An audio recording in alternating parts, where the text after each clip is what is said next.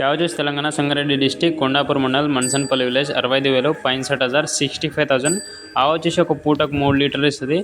एक टाइम को 3 లీటర్ दूध देता बोल रहा 1 टाइम 3 లీటర్స్ మిల్క్. లేగ వచ్చేసి ఆడిది ఉన్నది కపిలది ఉన్నదన్నమాట. ఆడిది ఫీమేల్. కపిల అంటే మన తెలంగాణలో కొంతమందికి తక్కువ తెలుసు కానీ దాని గురించి ఆంధ్ర వాళ్ళకి అడుగు చెప్తారనమాట దాని విలువ ఏంటిదో.